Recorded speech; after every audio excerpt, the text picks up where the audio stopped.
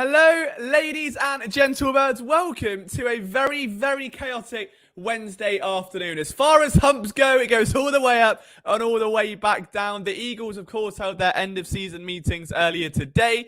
There were rumblings that Vic Fangio was going to get fired. Then the meeting was late. Then Fangio was fired. And now apparently he's Philadelphia bound. All the while, somewhere in between, Nick Sirianni rambled on for about 38 minutes about something relevant, presumably. And we've got a lot to get through in this stream. Plenty of hot takes of discussion. What does Fangio mean for this defense? Where do the Eagles go from here? What does it mean for Sirianni, who's very clearly now on the hot seat? It looks as though that he's kind of had to give up a lot of control, not just the coordinators that he's being asked to pull in, but also the manner in which that he's going to control the team moving forward. So we're going to touch on all that. Obviously, we are broadcasting currently to Twitter, YouTube, and Facebook. So we're bringing everyone in like that. Love to see it. Thank you for hopping in. Just a quick heads up. Apologies for the lack of stream on Monday. Some of you will know that do follow me on Twitter that I did go through a breakup slightly. That happened on Friday night. So there was no stream Friday. There was no stream Monday. I wasn't really going to stream tonight because, you know me, there's a lot of relationship analogies in there anyway. And it didn't really feel like the most appropriate and healthy thing, shall we say. And then all this happened and it felt like a prime spot to come in and make it more chaotic than ever. So if I do end up crying my eyes out, just, be patient. But if not, I'm sure you'll give me some chaotic comments to make me laugh anyway. Zach's in, K1 is in. What's the over-under on tonight's rant? It's going to be a big one. There's so many different ways it can go as well. Like I think the Nick Sirianni one is probably a good starting point, but we will start a bit earlier. I'll tell you where we'll start it, all right? We'll tell you where we'll start it because the cat's out the bag. Martian's concerned. K1's not happy, all right? We'll start where logic sends us. Okay. The Philadelphia Eagles, okay, started this season 10-1. All right. They were flying.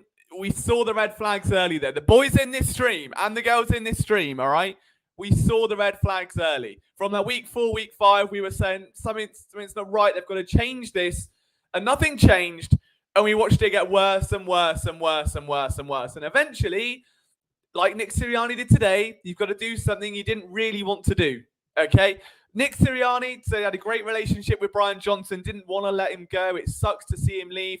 But when you're a great team and you're capable of even greater, you can't settle for good. Like, good's just then not good enough. And for me personally, I was just in a weird spot where I loved her to bits still, but just felt the relationship wasn't right for me. She had nothing wrong. Like, honestly, lovely girl. It was just the fit and who we were was so different.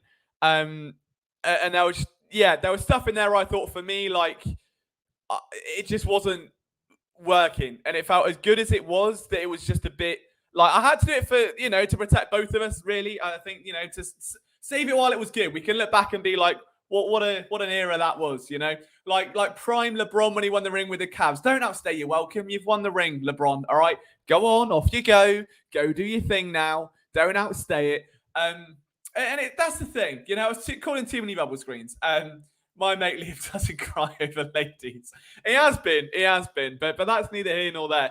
But it's very much like that. In that, if you know what you want and where you're at, then in life. And where you're at currently just isn't where you want it to be. You've got to make a change. You cannot go over the same thing over and over. Brian Johnson had to go. No matter how you look at that situation, Brian Johnson absolutely categorically had to go. And if the debate is, look, it's Sirianni's offense and it's this and it's that, that's fine. But there also has to be this element of, well, let's see what he can do. And what scares me now, in all honesty, is that it looks like they're going to bring in an offensive coordinator who, according to Nick Sirianni, I'll tell you what, this was great, all right? We'll go into a happy note. This was fantastic. Nick Sirianni, during his press conference today, told the world that the new offensive coordinator is going to bring his own scheme. Well, fuck me, that's a relief. God. That good? That's a bare minimum. I don't know what you're expecting there, Nick. Really? Like, if that's the baseline for what you're wanting out of an offensive coordinator, so it tells me that's not great, and there should be a little bit more there's levels to it, isn't there? I think his exact words were he's going to bring his own scheme to implement, and that the players are going to execute it or something like that. Unbelievable. Okay. It's like going on a dating app and being like, I want a girl and she's going to be alive. She will be a living girl and she's going to be alive. Well, thank you, Nick. Well, I'm glad we've cleared that up. Christ, I wonder why the hiring process is taking so long. They're trying to view 6 billion people in the world. But yeah, so by the sounds of it, the grander takeaway of that, obviously, is it appears Sirianni is going to have lesser control over the Eagles as of right now. So he's not in control of the offense or the defense. He's just the head coach, almost a glue guy, just keeping the team together. What the fuck's the point in keeping him anyway? I would say at that point. He was brought in really as an offensive specialist, having worked with the Chargers receivers, having had plenty of experience with Andy Reid in Kansas City, and really built a rapport as someone that understands the offense and can be flexible. If Howie Roseman can sit there in that same press conference and tout that Nick Sirianni's win record is impressive and that the Eagles are in a good spot and they've had 3 consecutive playoff appearances, you cannot then rip that control from him because it's not good enough. It either is or it isn't. And to say, yeah, well, we're going to keep Sirianni, but we're going to stop him and just have him as a public cheerleader. Look, I know some teams do it, and that's fine. I'm not opposed to the idea. But when it comes to Sirianni clearly being on the hot seat and then, all of a sudden, wow, he's not now, we're going to keep him, but he's not going to do anything that would further endanger his job. So, what we're saying now is, if the Eagles suck for the first 5 weeks of next season, it can't possibly be Nick Sirianni because, well, he doesn't control the offense and he doesn't control the defense. And he's just there on the sideline going, give me an E, give me an A, give me a G. And it just doesn't really feel necessary that he's there. If you've got the offensive bit, and then I don't get the middle bit really. There should be some executive play calling there. And he just looked like a man that knew he was on borrowed time. That was a press conference of a man that was nervous. It was very reminiscent of his opening one in Philadelphia, only instead of being bursting with excitement, he's now sat there a bit nervous. He could be asked a question like, all right, so Nick, where do the Eagles go from here? And he's going, where do we go? We go down the road, and we're going to walk down that road, and the road goes to a place, and that place is where we're trying to go. So we're going to, what was your question? Road. Yeah, we're going to walk down that road, and there's signs and there's cars on the road and we're going to drive down the road. What was your question? Yeah, we're going to keep going. It's just, he looked on edge. It didn't feel like I mean, we've seen some different sides of Sirianni, sure. We've seen ones where he's a bit confident, a bit braggadocious. We've seen him humble. We've seen him excited. He's like a little puppy dog, really. That looked like a puppy that had just shat in the living room and the parent has come home and gone, was that you? In that little dog voice. And the dog's looking up like, felt very much like that. But we've got plenty to talk about, obviously, as we say, in this stream. If you are new, hello, welcome. Come on, tap L2. I'm trying to find my little banner. I've got no idea where it is. This is the Outside Insider. We are live Monday, Wednesday, Friday, 6 p.m. Eastern. Breakups permitting. If that happens, I'm kind of, there was some other stuff as well, but rather than get into that, but mainly just, tough week for the brands. They needed to reset. We'll be back Monday, Wednesday, Friday for an hour. So if you've got any Eagles questions, comments, concerns, analogies, hairline criticisms are welcome right now when I'm at my most vulnerable. I would love nothing more than to be told I look like a balding man, like I got told a couple of weeks ago. So cannot wait for that. But if you're on YouTube, if you give the stream a like, that will be absolutely tremendous. It's the best way to keep us going and to show you support for the brand as well. Win Sports says, Liam, I won't disagree with this, except the fact that Tomlin, Belichick, Harbaugh, and Dan Campbell don't call plays either. Yeah, but if we're getting to a point where we're putting them in the same conversation, I mean, Dan Campbell's a bit different. I mean, we can exclude him. They're very similar in that regard. But Tomlin, Belichick, and Harbaugh are obviously 3 of the most generationally gifted football minds that the world has ever seen. So to have those guys in a spot where it's like, oh, yeah, we're going to compare you to Nick Sirianni, who has just choked 6 games in a row. We've taken all his control away, but he's still... Imagine your job. Imagine the job you do right now physically. Say you're a mechanic, all right? And you're fixing a car one day, the car breaks, goes the next day, breaks again.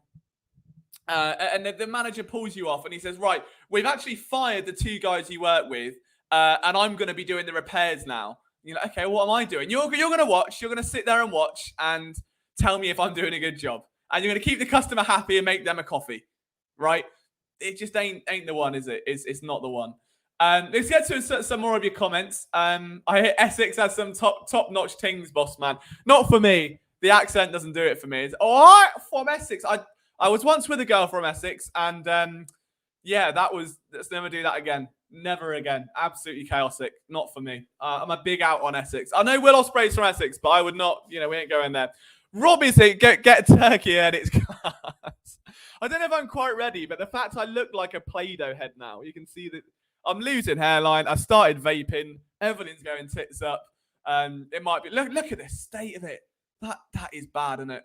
That ain't great. But that's a conversation for another day.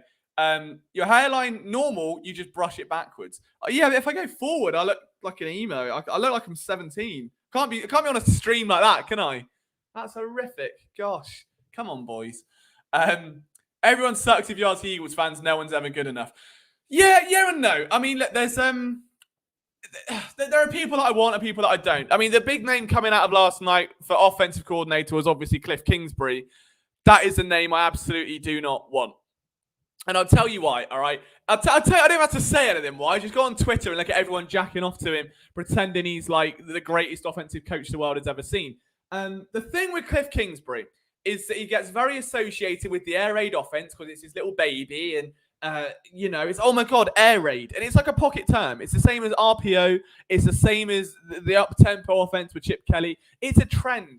And there are elements of air raid. And fuck me, that the Eagles' offense is pretty much air raid at this point, minus a tight end going over the middle. It literally is. The issue with Cliff Kingsbury is exactly the same thing with the Eagles. Is that situational play calling has been bad. Play calling in general has been inconsistent. And there's been times where his offense just dies. Like, really, really dies. Kyler Murray, he looked good for a few years statistically, but it wasn't pretty. And he had one winning year in 4. And look, I fell in love with college football. My first season genuinely was 2011. Okay, I think it was 2011. And from then on, I got attracted to the Texas A&M Aggies. It was Johnny Manziel. I've got a comeback season hoodie in there. I've got a Johnny Manziel Tiger Cats jersey. After Manziel left, I stayed watching Texas A&M. And all you're left with is, obviously, it was Kevin Sumlin. Obviously, what's his face? Cliff Kingsbury. And the offense died. And I was like, okay, well, that's not great, but sure. And you look at anywhere that he's been, and it's the exact same story. He has a remarkable quarterback that bails him out of schematic deficiencies. Kyler Murray is not a generational NFL talent, but he's rapid. He's got a good deep arm on him, and that's kind of all you need to run this offense. If the quarterback runs around and creates that space over the middle, you're going to be able to launch it deep. The same way Jalen Hurts can. Texas A&M, Johnny Manziel, freak of nature. Caleb Williams, USC. Patrick Mahomes, Texas Tech. He hasn't ever had an average quarterback and done remotely well. Tell me what happened to Josh Rosen. Tell me what happened to the Cardinals when Kyler Murray was a bit wobbly. When, Christian Kirk apparently was a bad receiver, despite the fact he balled out in Jacksonville.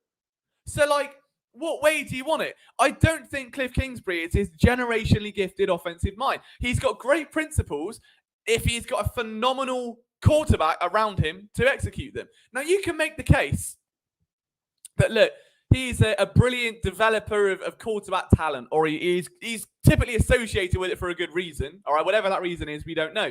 But he's associated with good quarterback talent, right? However, I haven't seen him, and it's, again, someone that followed Texas A&M, and I won't name the guy, okay, but I knew a tight end and fullback that played for Texas Tech when Patrick Mahomes did. I watched a lot of Texas Tech film. Patrick Mahomes barely looked like a first-round quarterback coming out, and you look at him now. I don't think that offense is all that it says it is. It's not bells and whistles. It's not gravy. It's fine if you do commit to the shallower aspects of the game, which in fairness he has. There was a lot of Zach Ertz usage in Arizona. They were getting 90 to 100 targets a season. That's fine. I get it. But realistically, when you look at where this Eagles offense is and where its problems were, I don't really think just launching everything deep again is going to fix much. And as much, but you draw them deep to open up in the middle. That's great. Who are you launching it to? Quez Watkins?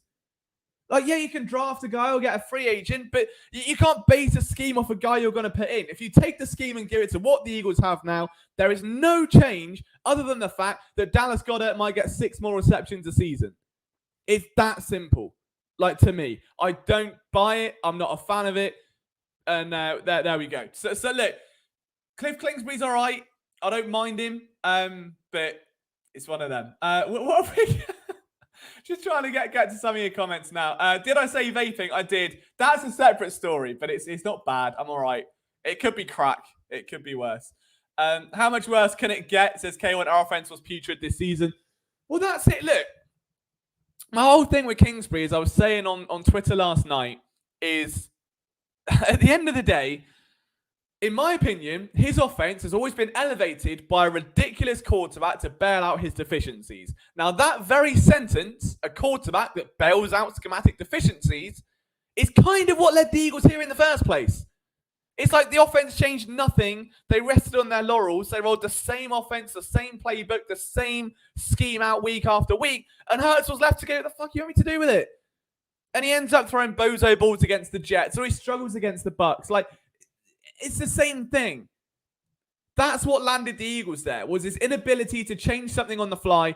And I think Cliff's very like that. Like, situational play calling ain't his strong suit. Play calling in general is not his strong suit. If you want to go for a coordinator, I know the name's already come up in the chat.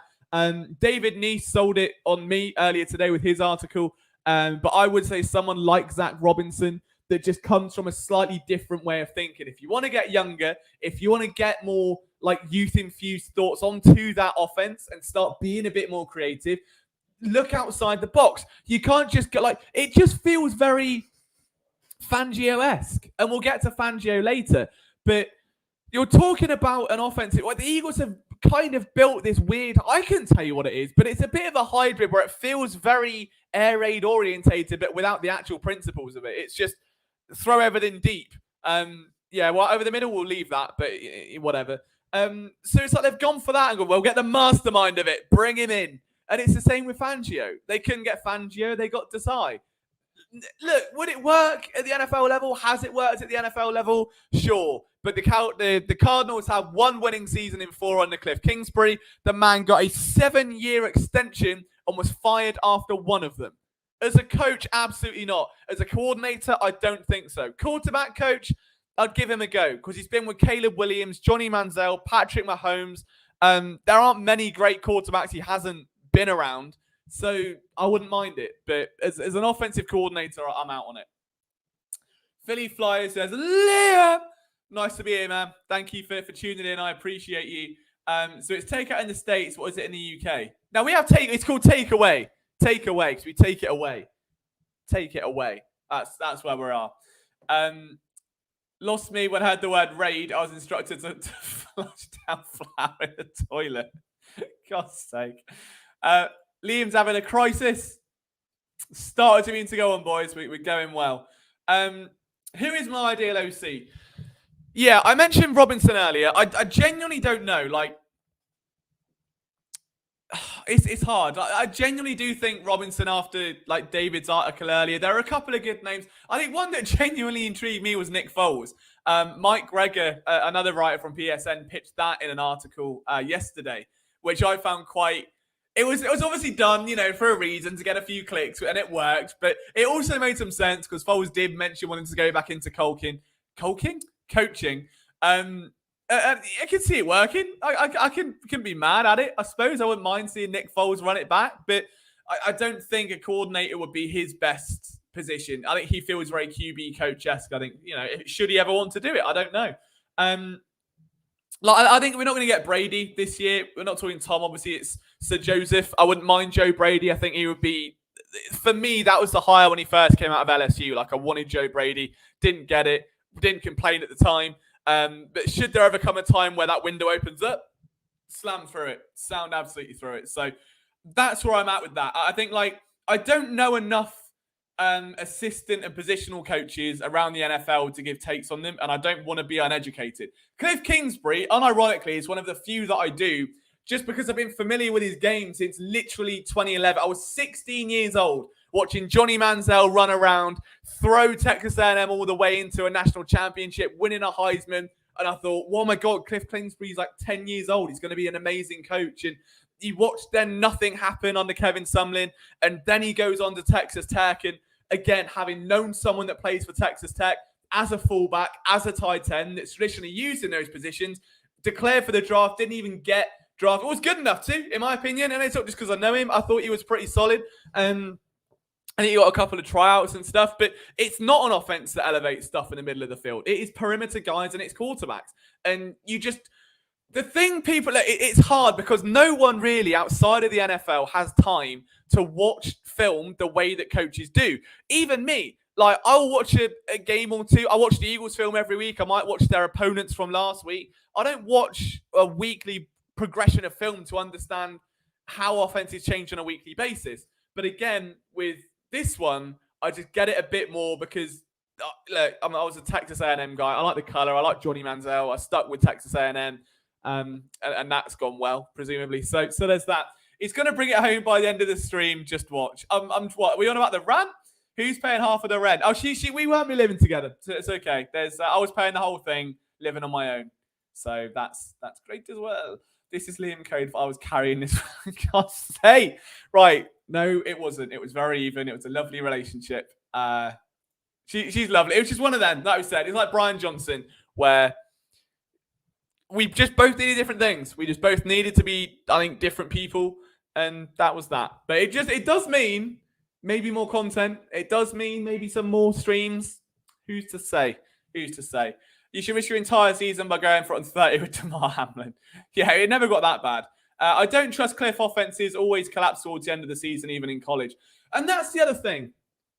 Is that as good as Cliff Kingsbury is on the surface, and you're going to point to, I saw someone put a tweet up saying, oh, you're going to tell me Kyler Murray never had a good season. No, Kyler had a good season. Kyler had great years under Cliff Kingsbury. The rest of the team, absolutely dreadful.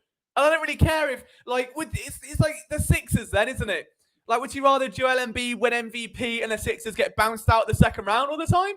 No. You want the team to win a ring, ideally. It's lovely for Joel, and he put up 70 points the other day. Might be the greatest Sixer of all time if he brings home a ring. But I prefer a ring over MVP. I prefer the team performing as expected rather than Jalen carrying the offense on his back. At college, the system works because freak athletes overpower non-freak athletes. And there's such a parity. Like, a team from the Sun Belt, like, I don't know, is it Texas State Bobcats, all right, are not going to keep up with, at the time, a Texas A&M offense that had guys like Christian Kirk in it. Like, it's just not you. No one's doing that. You get to the NFL, and Christian Kirk's cornerbacks have gone from John that works at the library in his part-time to proven guys, to NFL caliber talent, to 30-year-old guys that have been around the league 10 years, have seen every trick in the book. It doesn't work as well. So it's a kind of same thing as Chip Kelly, I think, in that regard. When's Bossman going to speak on the real issue here? I think he is. Everyone's really trying to drive this out, aren't they? Just want like a full-on therapy session. I don't think we're in for that just yet, but maybe. Fullback, I believe that is a voluptuous woman, K1.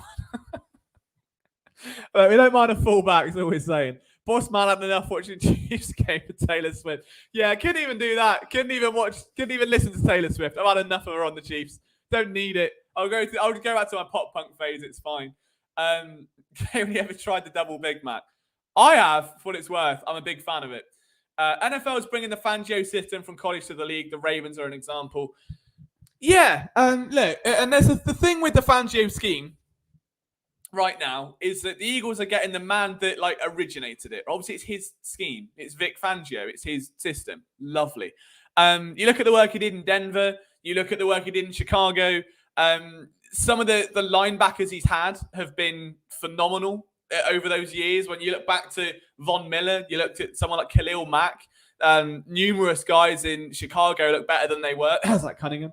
And you get to a point where you're like, okay, cool.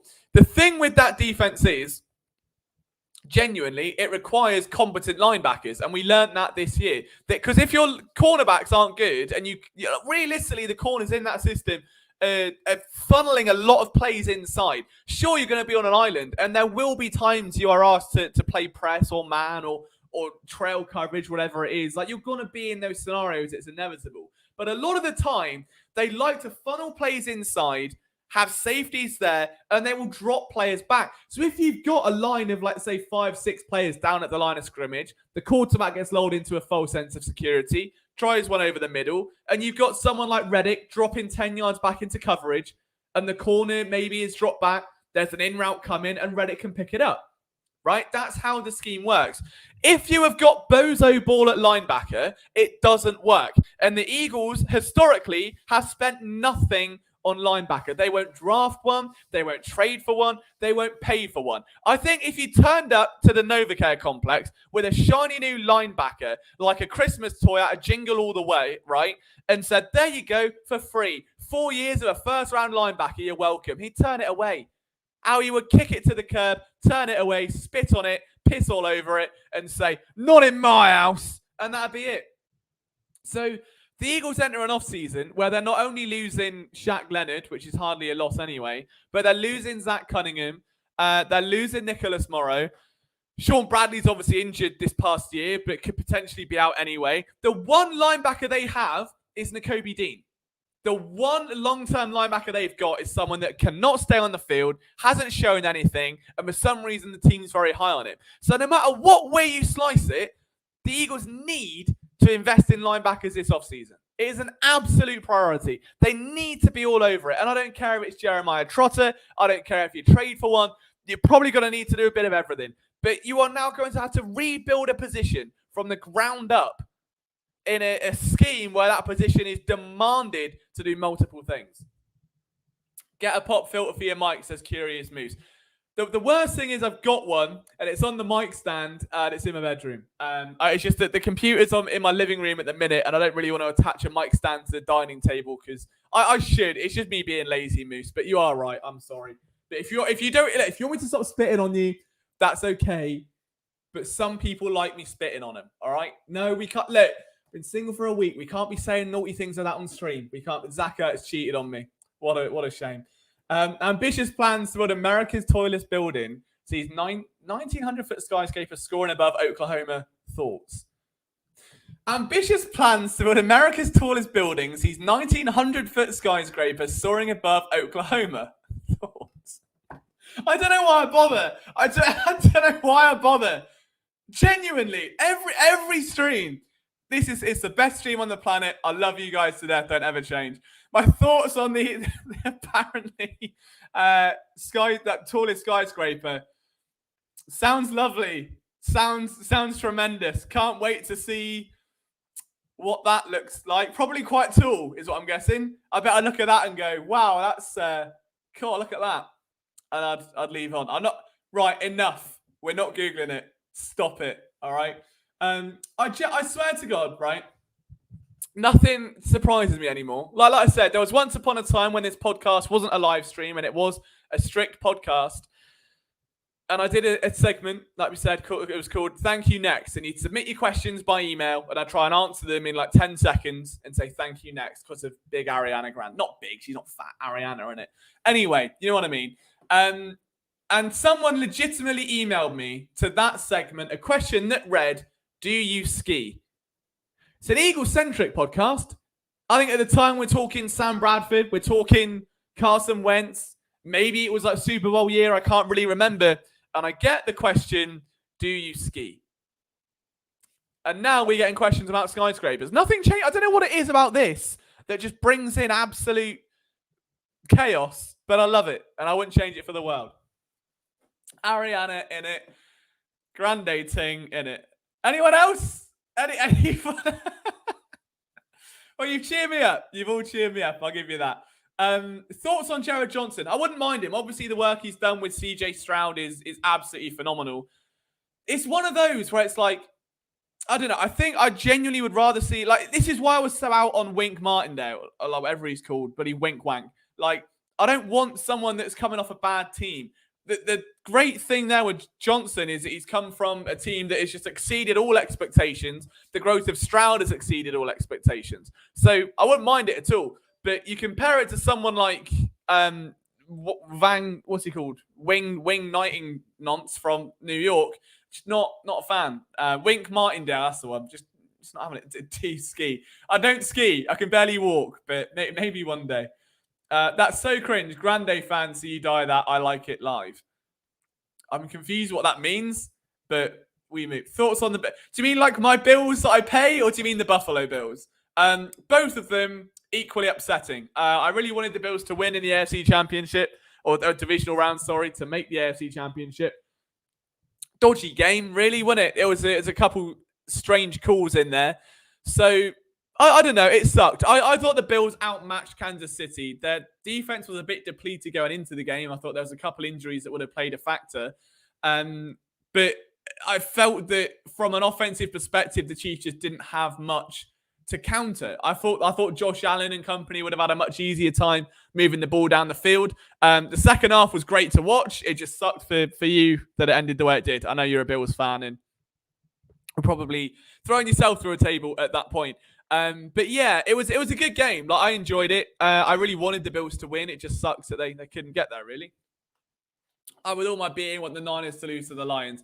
My dream Super Bowl would be, I think, Ravens-Lions. And I'd love the Lions to do it just because, like, imagine them beating the Ravens. Like, how good that defense is. An MVP candidate in Lamar Jackson. And again, the NFL just becomes the most any given Sunday level league in the world.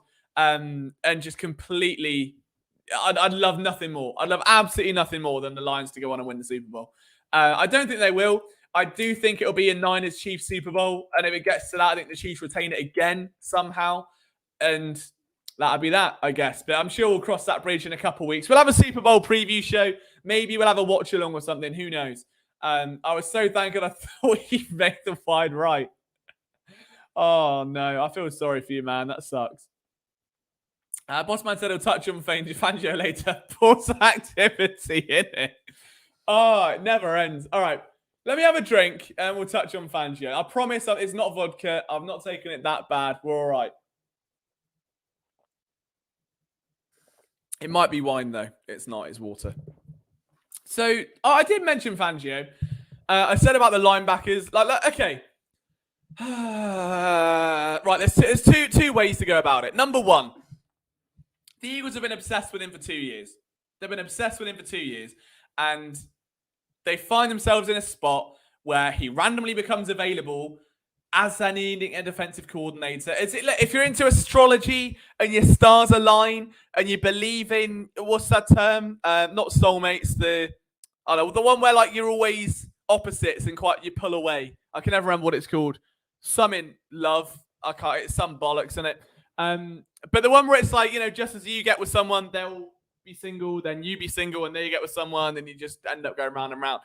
Can't remember the name of it, but one of them. Anyway, it felt like that with Fangio. We'll go yin and yang in it. Yeah, well, so it felt like very much that Fangio was that for the Eagles. They brought him in as an assistant. Then they signed him to a 2-week contract before the Super Bowl. They wanted him to replace Jonathan Gannon. Then JG decided that he would be prime Michael Scott for a few weeks. Fuck that up. And the Eagles were left with, well, now we need a new defensive coordinator. So we'll just get one from Walmart and we'll have Sean Desai, who is a Fangio disciple. Yeah, a Fangio disciple. And the issue is, look, Sean Desai was regarded as one of the most forward-thinking coaches in the league, someone that had a lot of hype around him and whose philosophies were nearly identical to that of Fangio because that's where he was molded. He was molded in the fires of Fangio doom. And things fell apart. For the first half of the season, his adjustments were amazing. And then they stopped and everything caught up and the defense struggled a bit. Nowhere near as much as the offense. I'll say that even now. The offense was the reason the Eagles were so dismal this past year. The defense was all right. You could leave it. Really, all right, you gave up quite a few passing yards, but when the team needed a play, the defense was good. All right, the defense was brilliant. So I thought, look, there were times where tackling was bad. There were times where run defense wasn't great and the pass defense sucked. But I do think that Sean Desai was scapegoated. I don't think that realistically Sirianni wasn't going to make a change on offense because that was what he was responsible for. We're learning that because that's why he's not in control of it this year. So I do think that Desire was scapegoated and he wasn't solely responsible. So if we take this, what would otherwise have been an average defense, if we're being honest with ourselves, right? That this is an average Eagles defense that on paper was all right. There was good, there was bad, there was ugly, but it existed in a moment in time. Okay. You're going to take that and you're just going to bring in the coach that owns like that scheme. It's like instead of going for what's it called? Like a Ford car, you're now going to get a General Motors Ford car, the company that owns Ford. You're going for that. And it's like, it's the same stuff, isn't it? It's got a steering wheel, it's got pedals, it's going to move. It's the same thing. It doesn't really matter what name it's under. It's like Fiat. It is like a sub-brand of Ferrari, as far as I'm aware, or it was at some point. Like, it's the same stuff. That not obviously, you know what I'm saying with it anyway. Point is, doesn't matter. Like, all you've done is that you've acknowledged in that instance, you've acknowledged that hiring Fangio is essentially saying the defense wasn't the problem. All you've done there is say, well, the defense wasn't that bad because now we want the exact same scheme again, but with a bit more regimentation and a lot more players dropping back, or a lot less players dropping back. So it's like, okay, but if the defense was bad enough for you to fire a coach running that scheme, why would you then bring in someone that's going to run the exact same scheme in a slightly different way? Right, regardless of who it is. So I don't really know. That worries me a bit. As good as Fangio is, and I've got no issue with Fangio as a coach. He's got like 30 plus years of NFL experience. Did good things with Denver. Did good things with Chicago. I don't mind him. Even Miami this year, like, we're really good. Oh, let me just get up a tweet a sec, because I saw something earlier. I've got in my iPad here. Bear with me. I want to read this because it was genuinely really good. It has to be said. It's going to take a minute. Got to open up Twitter on my iPad, right? I'm like a proper little news reader now. So I retweeted it earlier, and it said, the Dolphins in 2023 were first in QB hits, third in sacks, third in quarterback pressure, with the fifth lowest blitz rate, all while losing their two best edge rushes. Fangio can scheme up pressure. I like that. I think that's good. To me, I think that's great. So from that perspective, you're going to get the best version of that scheme. So you've also, if you're Howie Roseman or you're Jeffrey Lurie, you're going to sit there basically saying, well, okay, fair enough. We believe in the scheme, not the man running it. We believe in the car, not the driver. Yeah. If you're a Formula One team, for those that are Formula One fans or F1 fans among you, what you're saying is someone like, where's a good example? I'm trying to think of like a recent driver change that was big. There haven't really been many in a while. We'll go with, I don't know, Aston Martin's probably an all right one. Like, if they got rid of Lance Stroll, for instance, it's like they believe in the car's fine, the driver's the issue. They need a new driver to do it. The car's going to be the same.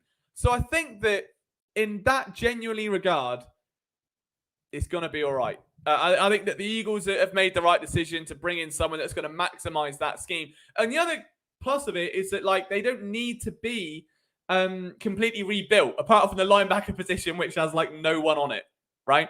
Like the spot we're in now with this Eagles team, they're in a phase where they can easily transition to a 3-4 and it's not the end of the world. Like Reddick and Nolan Smith, probably going to suit better and those outside roles. They're not going to be asked to drop into coverage as much. Jordan Davis is built for a 3-4, right? Jordan Davis was being slagged off because he was fat about 2 weeks ago. He's now going to be in a situation where that weight, that big belly, is going to be needed because he's going to need to plug holes, he's going to need to move some lines, and he's going to need to open up some spaces for his teammates. I think the team is built for that transition, which makes it a lot easier than going back to a 4-3 or a 5-2-2-1 or whatever it is, and just messing around with it and having to rebuild everything from the ground up. You've got the core there. So I get it from that perspective that it makes sense. It's going to benefit the defensive line, and Fangio's good at generating pressure. So you've got someone that can generate pressure with guys like Jalen Carter, Hassan Reddick, Nolan Smith, Jordan Davis. They're going to be good. So I do like that regard. Let's get to your comments. Look, I've seen a lot of you having a little jab here. What have we got? What have we missed? If she always single, then she's for the streets, innit? This is what I pulled out for. I was doing that whole rant, watching the side with your comments, right? And I was like, oh, I shouldn't. Maybe I have missed something. Maybe I've missed it. What do you lots call Walmart in the ends? Partition market. No, I mean, we've got, we call them B-Tech. So like Walmart, we don't really have. Like we've got, I think we have like Asda, which is a company owned by Walmart, I think. Or Walgreens, or is that separate? And so you've got like an equivalent. If we were going to say a Walmart version, we'd go like a B-Tech version. And a B-Tech is like a grade you get at college and not university. So it's like the second one, which is where that comes off. Sean got Dern dirty. I agree. Sorry, I'm tired. I wish him to show everyone how great he can be. I hope so. I would love it. I'd love for him to go through and to pick up with some other team. And just kick on and have a really good, solid year. In the same way, I guess, that no other Eagles coach has done, really, in the last 5 years. Frank Reich had a bit of a stint. Shane Steichen's been all right. But I would love him to make a run of it, for sure. Ford isn't owned by anybody. Is it not? I swear Ford got bought out by GM. I'm right. I'm Googling that. I ain't having that. I think Ford got bought out, didn't they? Oh, okay, maybe not. Apparently, GM's a smaller company than Ford, so suppose not. Was there a buy? Was there a sale? I swear somebody told me they were the same company. Excuse my French, then. I apologise. I went from a Toyota Yaris to Urus. They both sound like uterine infections. Central C in it. I do like a Toyota Prius, but it is just a Uber car. Like, I love getting an Uber and being in the Prius, and they've got the little hybrid tiny gear stick. Not the big one, the little flicky thing that looks like you're playing Euro Truck Simulator. One of them. Absolutely tremendous. Liam, please say the new coordinator. Fuck's sake.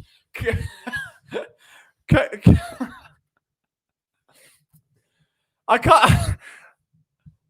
can't even say it now. Coordinator. The new offensive coordinator. Coordinator. You're a dickhead. Oh, God. GM was bought out by Fiat. I don't know what's going on. I've been living a lie. Read the chat. Lol. This relationship's one-sided. It's not. When will I go on the breakfast show? Whenever Phil will have me on, I suppose. I can do most days now. No, I'm kidding. I can do most days. I suppose there'll be plenty of opportunities for it during the off-season. So I'll come and cause some chaos on Trending in the AM again soon. Desire was scapegoated for Howie's off-season, mid-season decisions and inability to field a proper team talent-wise on the defense. Our fundamental flaws defensively were linebackers, second safety, and the nickel. And Bradbury. Bradbury in himself is a fundamental issue, isn't he? Really? James Bradbury in himself is a fundamental issue that needs to be rectified. Ship him to Cancun. I think I'd have played better cornerback play than this year. And I'm not even being sarcastic. 6'3". I've got the reach of an average college athlete. Everyone forgets that about me. Everyone forget. Look at these gangly arms, right? Swatting balls away for fun. Just leave me back 20 yards away. I don't need to hit anyone. I'm going to make a tackle. I won't need to tackle when no one's catching a pass near me because I can just bang, get it away. That's all I'm saying. Eagles, if you need me, give me a shout. All right? I'll even do it for free. You're welcome for that. Look, I know cap space might be tight soon. Let me sort you out. I believe in her, but she's for the streets. That's on me, though. Because, Liam, this relationship isn't working for us. I'm so confused. He's rambling about the man and the driver. It's like we aren't even in the room anymore. God, what's going on? Philip values, respects our feelings. Respect your feelings. I'll tell you what. Now he's here, right? Now he's here, everyone. He was in the stream the other day. You missed it, K1. All right, we had a lovely stream going over the candidates for why the Eagles fell apart. And we went into in great detail about who was responsible. Was it Nick Sirianni? Was it Matt Patricia? Was it Brian Johnson? Was it Howie Roseman? Or was it K1? Was it K1 for being a little troublemaker? Yeah? Yeah, all of a sudden, all going a bit quiet over there now, isn't it? I think K1 was responsible for the downfall of this team, for being a little nuisance, a little pain in my bottom, is what I say. God. Phil would make you a graphic, is all I'm saying. All right? Remember that. Remember who gave you your first experience on the big screen. Full name's Jaguar. I don't know what's going on. Boss man has the attention span of a cat. Why am I just being abused in this stream? I don't understand. The Eagles already run a 3-4 hybrid. Played a nickel most of the time, took an extra linebacker off the field. True, yeah. I mean, it's basically already there. I just think that there'll be more of a focus from the linebacker side of things now. There's a lot less disguising, I guess, under Fangio's actual defense. Desai kind of went on crack with it and just had people dropping back left, right, and centre. So I wouldn't really, but I'm intrigued to see it. I might go watch some Dolphins defense tape from this year. Maybe I'll get some clips. We can go over them on a stream together over a lovely cup of Earl Grey and a couple of biscuits. Yeah, how does that sound, boys? Yeah, maybe one night next week, all of us can sit down, grind out some tape for an hour, and see what we're getting ourselves in for. Boss man, you got an American accent. I don't. I wish I did. I can't make it work. We've had this before. I can just talk about like the Philadelphia That doesn't sound like anything. Okay, let me just say a sentence. Vic Fangio was hired today as the defensive coordinator for the Philadelphia Eagles. The Eagles, of course, coming off of a tricky year where they went 11-5, 11-6. I don't fucking know. Went into the playoffs, lost against the Bucks. The Tampa Bay Bucks absolutely washed them, man. Baker Mayfield out there slinging darts. No, that lost it. I lost it. It was going all right for a bit. I'll take the wrap. I'm so late. No worries, Greg. Nice to see you in, man. Boss man gave K1 his first experience. Some say that's what the streets say. That is what you sound. Why am I doing this stream? You sound Irish, boss man. If finally fixing his cock up and give me my walking papers. True. There isn't anyone I wouldn't fire on that Eagles team, if we're being honest right now, outside of Jalen Hurts. Although I will say, quickly, right, we're a week removed from the playoffs. The guy's 1 year into like an 18-year extension worth $255 million. And Mike Florio, of all people, has the cheek to sit there and say, if the Eagles want to trade Jalen Hurts, like he doesn't have, I don't know, a no fucking trade clause in his contract. And I understand that's only there so Jalen has to agree with the team he's going to, but it's still a testament and something he wanted in the contract. The Eagles are not trading a guy that was still pretty good. He wasn't terrible because of one average year on an offense that did nothing for him, 1 year removed from an MVP level campaign. What are you talking about? Then who's going to take on that contract? It's ridiculous. I don't know where it's coming from. And Dan Salio's another one, the knobhead. Absolutely. What's the point? That takes the piss. Sat there this morning with Barrett Brooks saying, Britton Covey's afraid of Jalen Hurts. And all you've done is misread something. And sometimes I wonder if the people in our industry, in the media, that I'm proud to be a part of, sit there and just don't read. It's basic comprehension. Covey cleared up what he said. Brooks seemed to go, repeat it, and then go, but that's the same for Jalen Hurts. Are you just thick or are you making shit up? Like, which one is it? There's no integrity. It just clicks. It's like, look, I get it. We put Nick Foles as an offensive coordinator piece the other day, but it was obviously there. It was still fulfilling information there. It wasn't misleading. There was still like a reason behind it. But to just have people like that do get a lot more numbers than we do, just spout off the bollocks they do is just absolutely pathetic. Fair play to Britton Covey, showing once again why Britton is the best. All right, it just is. What a man. Not a key player on the team, not a receiver, not a leader. A returner, a special teams ace. Wasn't tagged in anything. Found it on Twitter, on Jacket Media. Went in and said, didn't happen. Stop it. Jalen's the best leader I've ever been around. What more could you want from a player there? That is genuinely so cool. And more players need to be like that and hold media accountable when they get shit wrong. And that's me included if I ever mess something up. Meanwhile, Darius Slay blocked me on Twitter for calling him soft and telling him to stop retweeting highlights of himself. But that's another day, all right? Vanity is a very weird thing. And I cannot wait till the day he's not on that team anymore because he does my head in. He does my head in. And that's that. But fair play to Britton Covey for standing up for Jalen Hurts. A lot of the Eagles leaders on this team are very quiet. Devontae Smith's the same. AJ's obviously away from social media, so he couldn't say anything. Someone needed to, and I'm glad they did. Like, put them in their place. You can't just be spouting stuff like that. Over the past 3 weeks, where you've just had Eagles should trade Jalen Hurts. Jalen Hurts is a bad leader. Players are scared of Jalen Hurts. Like, bro, how can you be scared of Jalen Hurts? The only thing anyone should be scared of about Jalen Hurts is it will steal your girlfriend. That's it. That is not intimidating. He's not cold or aloof. If you've got imagine me now, mid-breakup, going to Jalen. Jalen, I'm struggling, man. I'm going through a breakup. I just broke up with my ex. The only X you need to focus on, Liam, is the expectation of yourself. And I'll go, thank you very much, Jalen. You're a star. What a man you are. I appreciate you. It's just ridiculous. Like, I'm sick of it. And it's like, who's that guy? Joe Sanqualanglalangtino, whatever he's called. I haven't got a clue. But he was the one that broke the Carson Wentz, like, piss piece. And he's now the one that broke the one on Jalen Hurts the other day. Like, he comes back once every 5 years, like he's The Rock, drops a hit piece, and then vanishes again. Why? Like, I'm not being funny. A lot of people around that building would have heard a lot of things, and none of it would have come out because it serves no purpose. We've heard things. I've heard things. I heard something 2 days ago before D-Gun's report came out saying the Eagles were going to probably fire Brian Johnson. But the angle I had with it was that they didn't want him at anything to do with the team. They didn't want him at quarterback coach, not as a passing assistant. They didn't want him at anywhere in the team. There was no demotion or like pulling out the spotlight. He was gone. That was what I got told. And I thought that was obvious to me, so I didn't really say anything.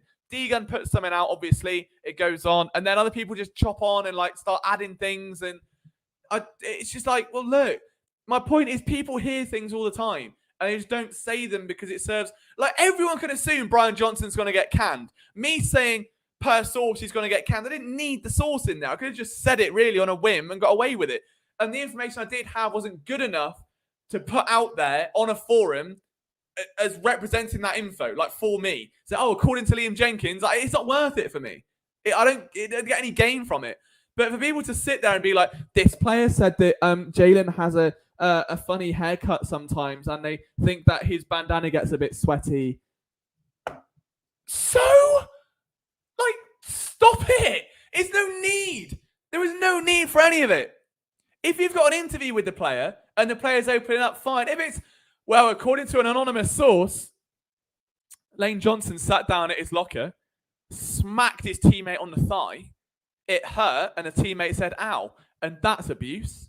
So, like, there's just no need for it. And it really pisses me off. As someone that's like, I understand I'm not in the building and I'm not breaking things. I just break things around. I just break hearts is what I do now, ladies and gentlemen, for those who have been around this stream a while.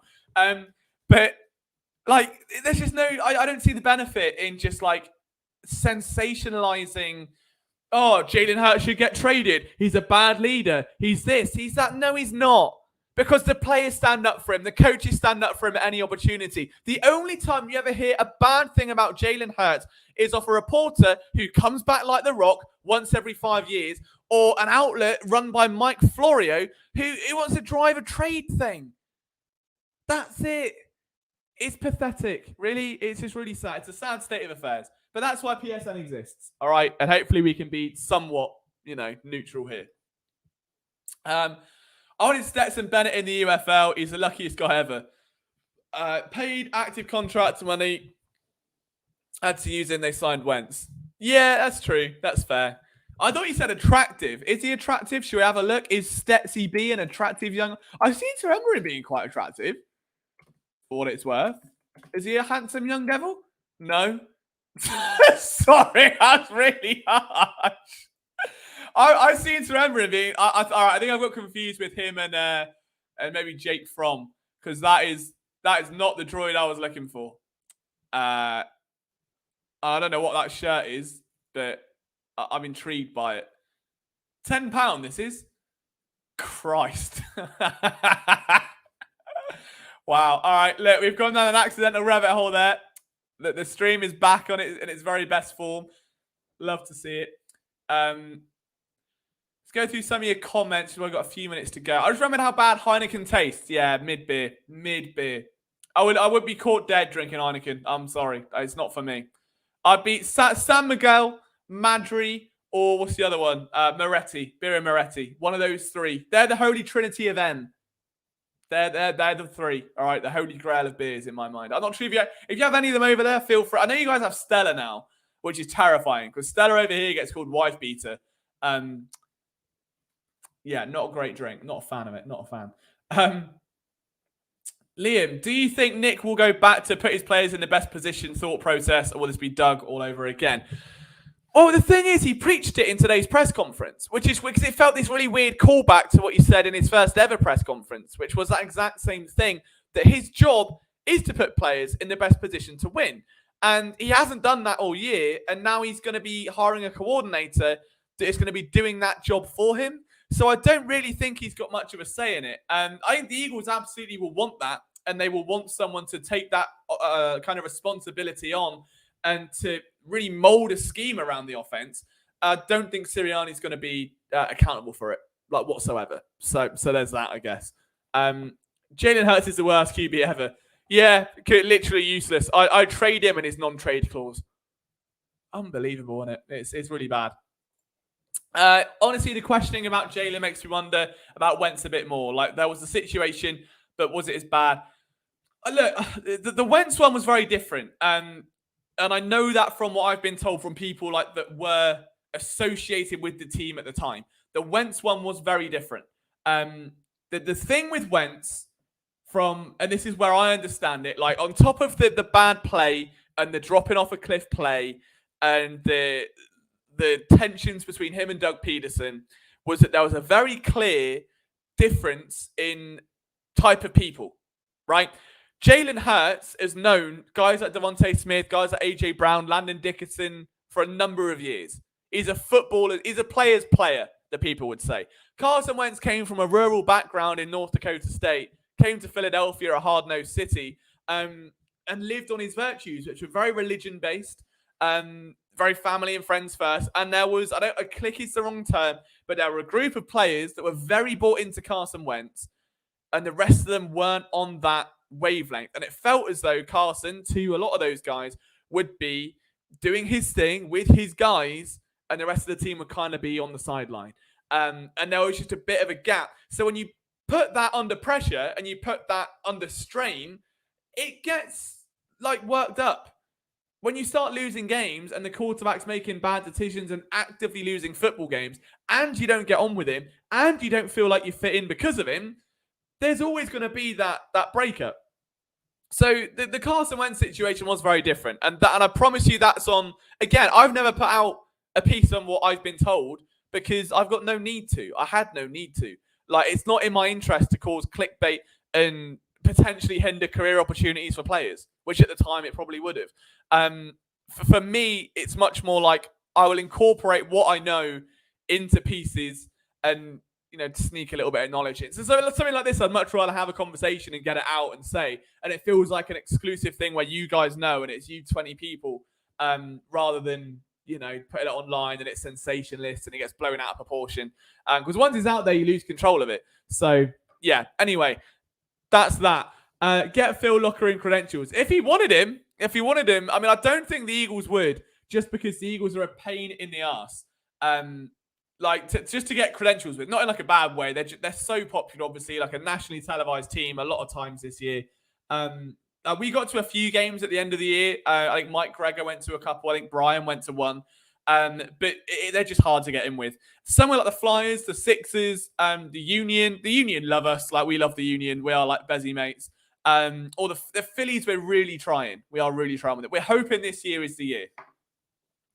I can tell you, Wentz suffered a concussion he never fully recovered from.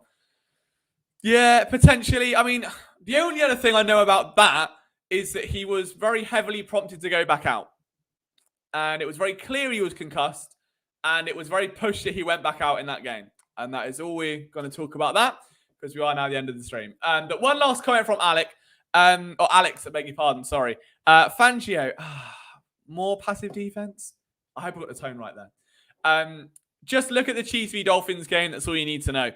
I agree to a point, but I also think, like I said earlier, I mean, I'm believe me, Alex, I'm fully with you. I think that the Eagles cannot really fire Desai and then bring in a guy that's going to do the exact same thing but a little bit different and expect grandiose results. That does feel a bit short-sighted in my mind. However, I do think that the Eagles are built for that scheme. They've got a lot of talent on that defense. You may as well make the most of it with what you have. And when you get to the next turnover period, then you look at potentially changing up scheme or coordinators then. But for me, realistically, I think when you've got guys like Jordan Davis, who just is a better nose tackle, Jalen Carter's going to be lethal. Someone like Reddick and Smith can potentially be a bit more active here. Fangio is just better at like creating pressure without blitzing, which is something Desai did struggle with towards the back end of the season. There are reasons that it will work. There are some concerns that it won't. One being the complete lack of investment at linebacker over the past decade. That has to change for this system to work. And hopefully it will. Hopefully this is like a turning a new page.